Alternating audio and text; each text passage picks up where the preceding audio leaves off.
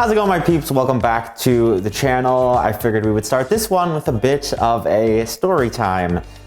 So throughout this year, after I dealt with my dealings, part of the reason it took me so long to come back was because I just feel like food YouTube is in a bit of a crisis. All the top guys have morphed into Mr. Beast clones with aprons on, and a lot of other guys are still going strong. Shout out to my boy Sam. But I just feel like everything's been done before. So yes, while we still will be doing a lot of the traditional recipe testing formats, I wanted to mix in some different stuff too, and a video like today's being one of them. Over the years, I've gotten a ton of comments asking me some of my favorite recipes, some of my favorite kitchen hacks, things that I use in my day-to-day life when I might not necessarily be on camera. So I compiled a bunch of them for you today, and we're gonna start with this. The easiest, quickest garlic aioli, mayo, or dressing hack. You guys have seen me do this before, and for today's versions, I grabbed some vegetable oil, kosher salt, Dijon mustard, black pepper, a lemon, some garlic, and an egg. And we're back, like we never left. Let me just say thank you all so much for all those kind comments on the last video. I can almost shed a damn tear reading through them all. I did not expect that nice of a reception, so once again, thanks so much. But for the topic at hand here, we're gonna start with just a classic garlic mayo, or aioli, by throwing all your ingredients down into the jar, and then... Well...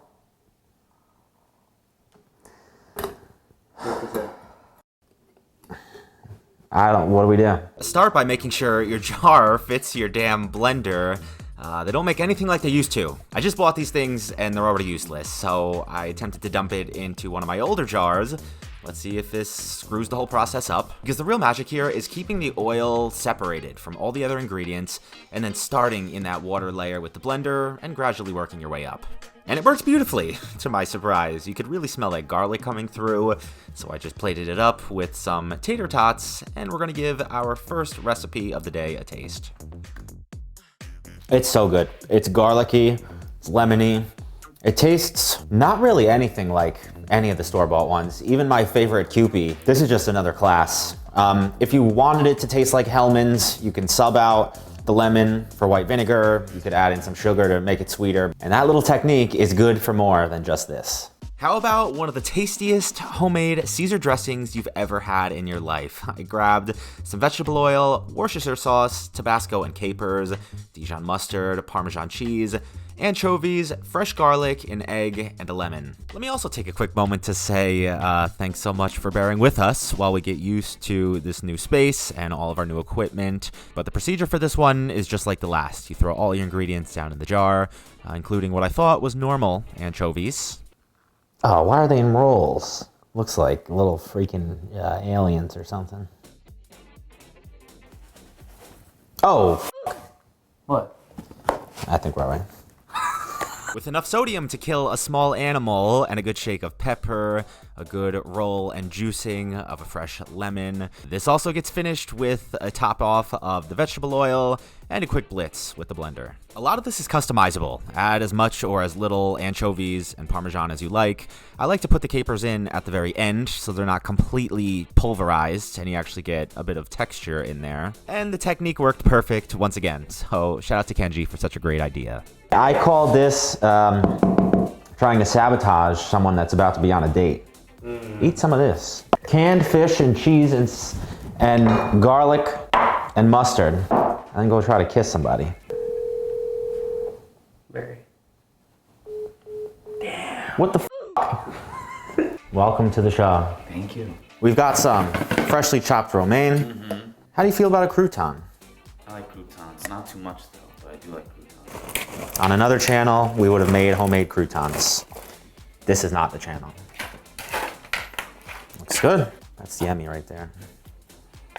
Or the streamy, I should say. What do you think? Really dig into it. That's good. That's better than cannons. That's a low bar. I can taste the capers, and I like that, but it's not overpowering at all. What else do you get?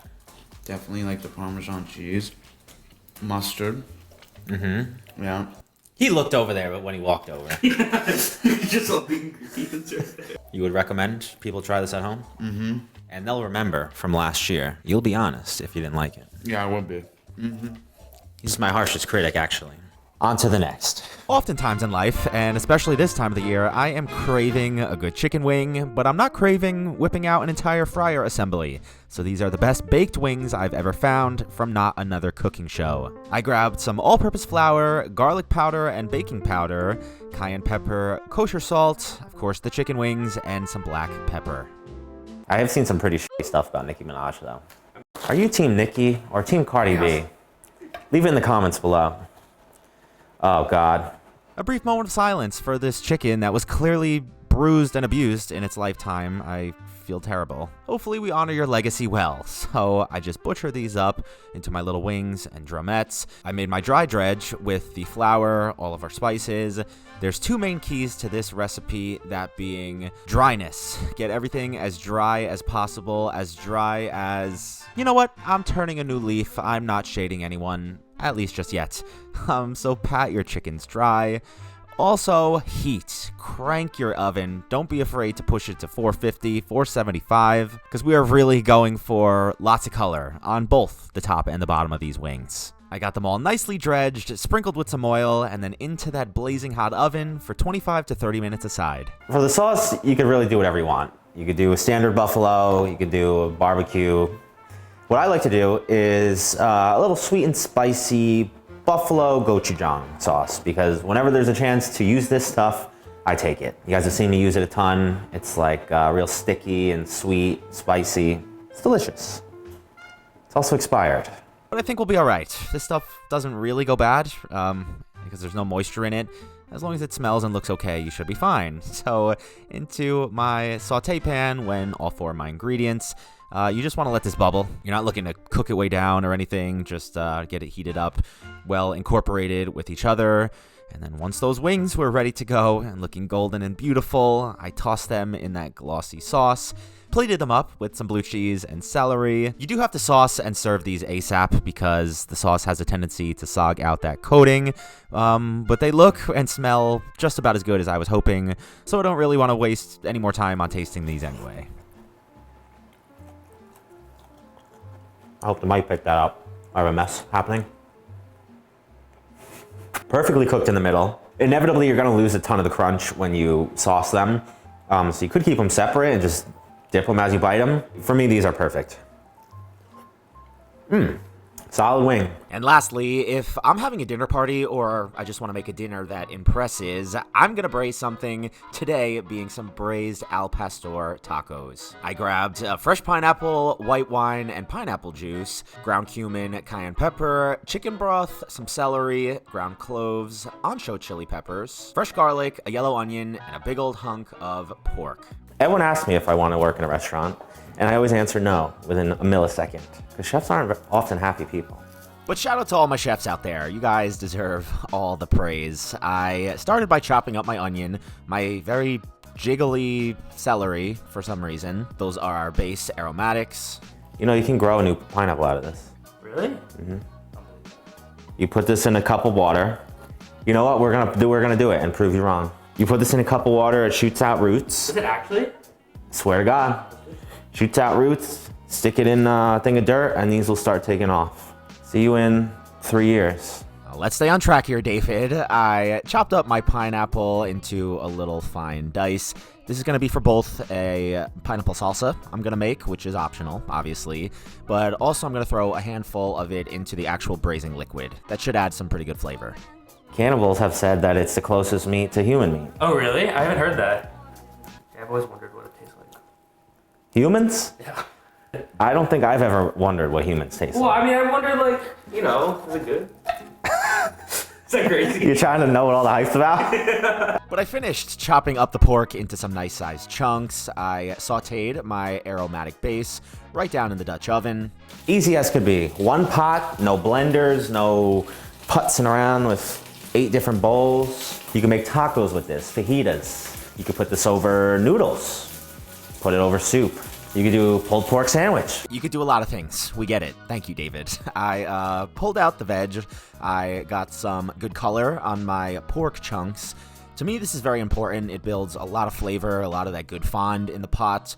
And I didn't mention this, but the number one key with this is time. This is going to bake at 350 for 3 hours, 3.5 if you got it. I'm not sure you could really overcook this. You're really trying to break down those muscle fibers, render out all the fat. Whatever liquids you're using, you just want it to be enough to cover the top of the meat. You want everything's fully submerged, like the Titan submersible. Leave the Titanic alone. A good heavy-handed sprinkling of all of our spices go down, all those warm spices, the cloves, the cayenne, the ancho chilies are gonna work great in this. You could reconstitute these in hot water first, but that's an extra step, and you're putting them in hot boiling liquid for 3 hours anyway, so. Into the hot tub they go, along with about 2 cups of the chopped up pineapple, and then it gets covered, and we wait for a bubble. There's nothing happening right here.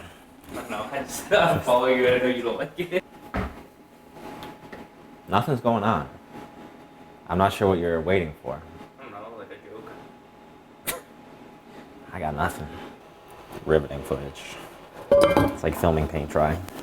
And finally, once we started getting some simmering, I covered it up, I threw it in the oven for 3 hours, like I said, until it was smelling unbelievable. The smell really permeates your whole house.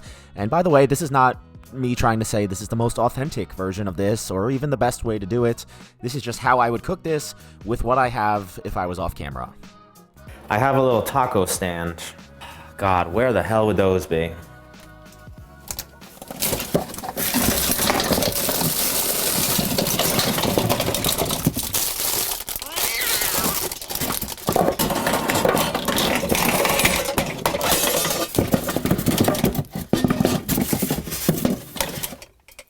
I don't know where it is. Ooh, smell like toasted corn. Yeah, it smells pretty Real corny, if you will. nice. Thank you. Good stuff. How's your arms feeling? A little tired, but you got it. This is cameraman Zane in the back It actually is. with his little tripod. His tries are burning. Some freshly toasted corn tortillas are going to be the vessel for this beautifully shreddy pork that's been soaking in its own juices. I did whip up a little cilantro lime crema, the pineapple salsa, both of which are optional. And there you have it. I'm not tipsy bartender. Sometimes I wish I was.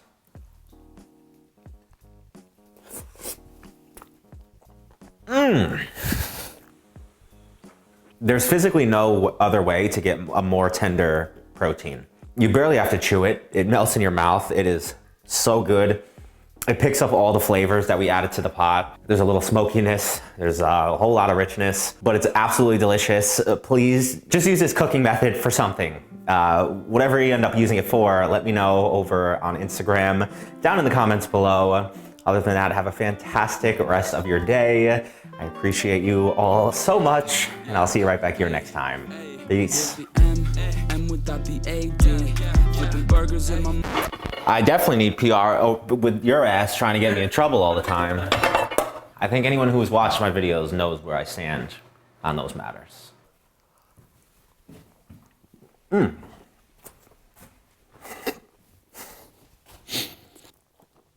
Good.